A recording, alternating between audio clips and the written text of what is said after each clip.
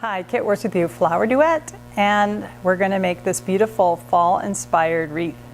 So we start with a grapevine wreath form, and then you're going to prepare all your elements, and then you're going to place them on the wreath to figure out your design.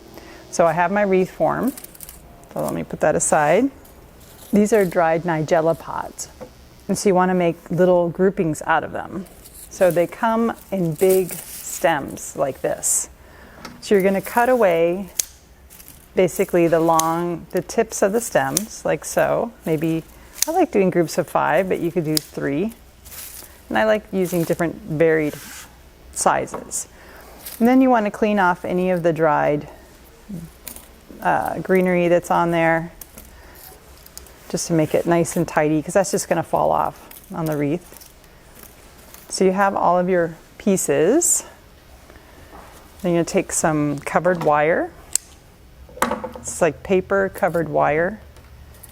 And I'm just going to gather them up and make a little bouquet. And I'm going to keep them at different heights. I'm not going to keep everything at the same height. I'm going to bring it down like so. I'm going to take my wire and wrap it around. And then when I have 2 ends, and I just take those 2 ends, and I'm just going to twist it. And then I can trim those ends.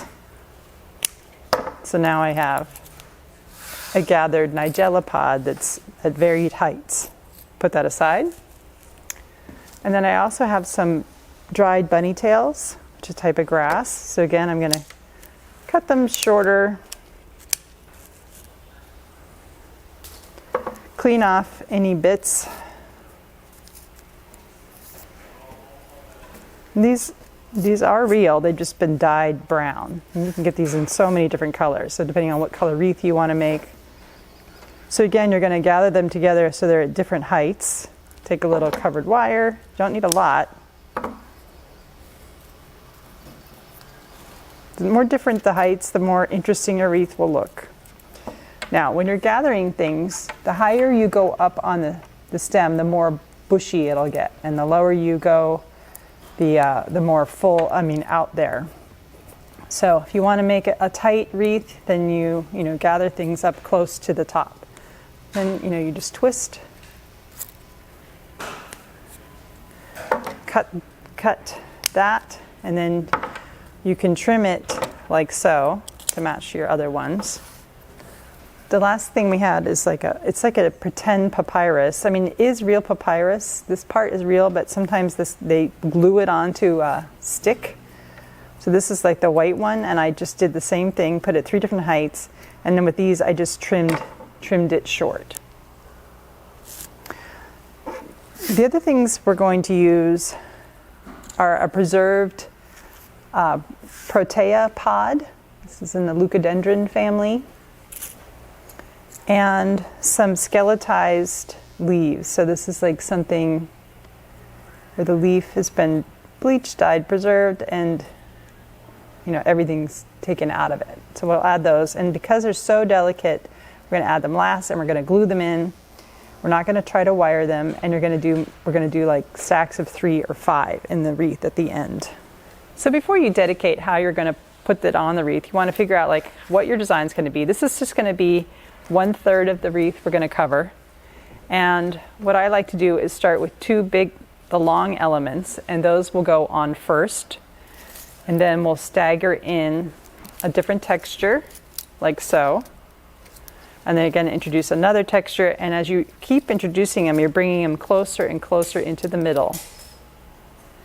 And then we'll finish it with the pods. And then, like I said at the end, we'll add some of these leaves at the outside. So how do we get them onto the wreath? There's 2 ways you could go about this. Because this is a grapevine wreath, you could just take these bundles and just tuck them right into the wreath. And that way, you can reuse the wreath if you don't, if you want to have a different one each year. If you want more security, then you're going to go back to your paper covered wire or attach the wire to the wreath form. So I'm just twisting it on. Or should I make this easy? I am going to cut. I'm going to do some pieces. Keep this. So now that we have it tucked in, if we want to give it extra security, we're going to take our wire and we're going to wire it. We're going to press it through. So I'm pulling to give that security, keeping my wire available. Then I'm going to put a nigella pod here. So I want to wire that in place. Could use paddle wire too. So now I'm out of wire, so I need to secure this. The way you do that is you kind of sew it into the wreath. Give it a little hook.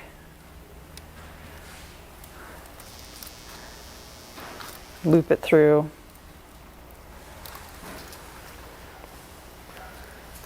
Hard to see what I'm doing, but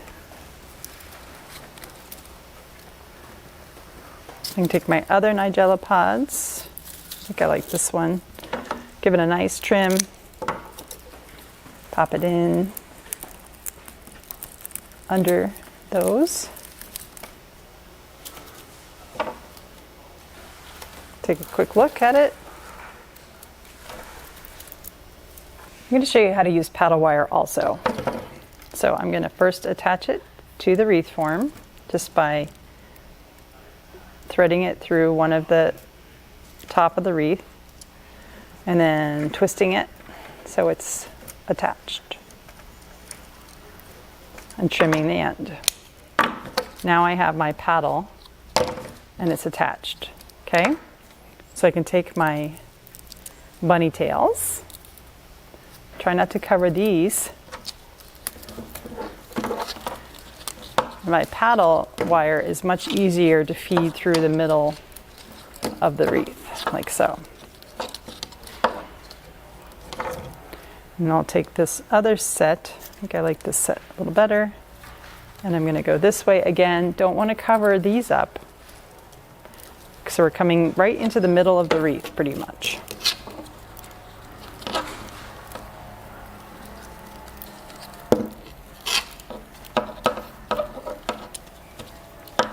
So I'm just letting more paddle wire out and tightening it as I go.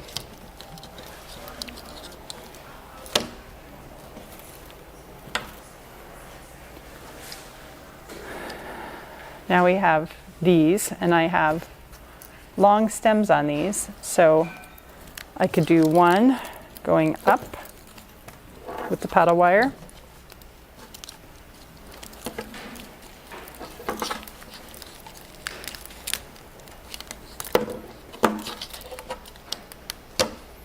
And then I have this one. Again, this is going to be a little tricky, feeding the paddle wire through, because these are almost like pine cones.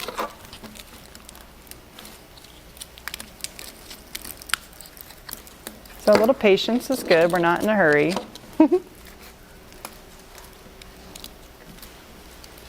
We're just making sure that these are secure.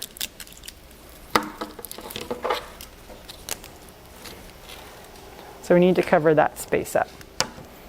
So before I do that, I'm going to give some trims here.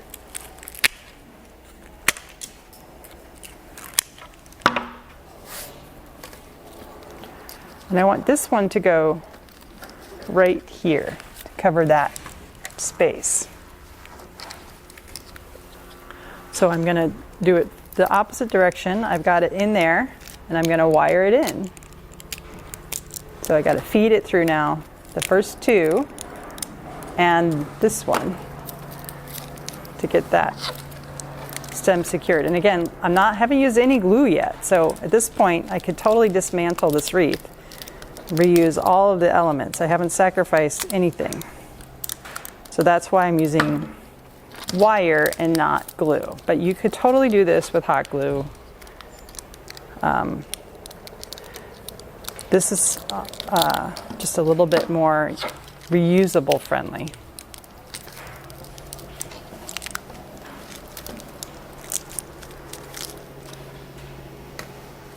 Okay, so now I keep about 12 inches of wire then cut it. I'm going to trim this stem, flip this carefully over, and now I can feed my wire through some of the vine to try, or the other wire that I already have on there, and try to secure it by going in a couple loops. Definitely go over underneath some of the other wire, because if you just try to use the grapevine wreath, you know, it is just a natural material and it might break if you pull too hard. So you want to go on the other wire to secure your loops. So I'm going to go at least 3 times. 5 would be probably more secure, but you get the idea. So I'm basically sewing, kind of sewing with my wire to get it knotted. And you can just tuck that wire into the back of the wreath. So at this point we could finish the wreath. We could, you know, hang it just like that, or we can add another little element, which are these skeleton leaves. So what I'm going to do is I'm going to take some hot glue and I'm going to put it on a plate, a little dab. I'm going to take my ends of my leaves and I'm going to dab them in the glue. This way my fingers aren't getting anywhere close to this really scalding hot glue.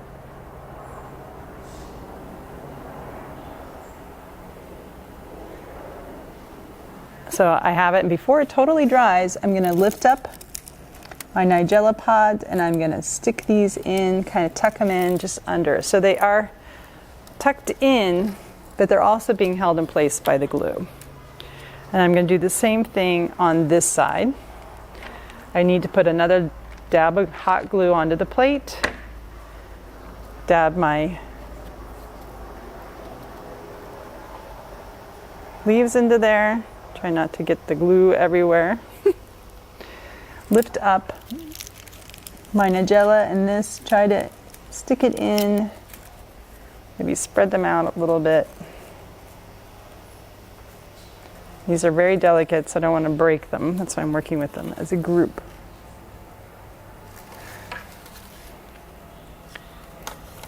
Now, this is a very balanced wreath, so if you wanted to add just a little bit of something to make it look not so balanced, you could take a few more of these leaves and maybe add a little bit here in the middle if you wanted, or you could take some of these bunny tails, which are very dominant, you know, and add a grouping up here near the top. Now you're like, well, how am I going to add that? I already did all my wire. So I would just trim them tight. I got my glue here. Do another dab of glue. Dip these in.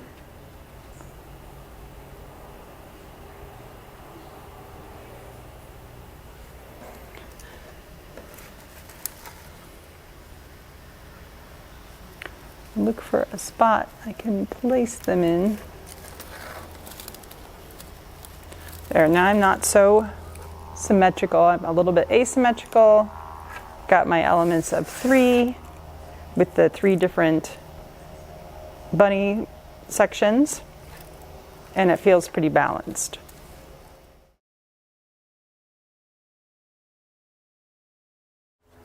A ribbon. I would use a rustic ribbon. This is like a burlap. And I wouldn't try to make a bow because I don't feel like it's a bow type of a wreath. I would just suspend it like this. You do like a tie on itself where you wrap it over itself. This ribbon's a little bit challenging because it's woven.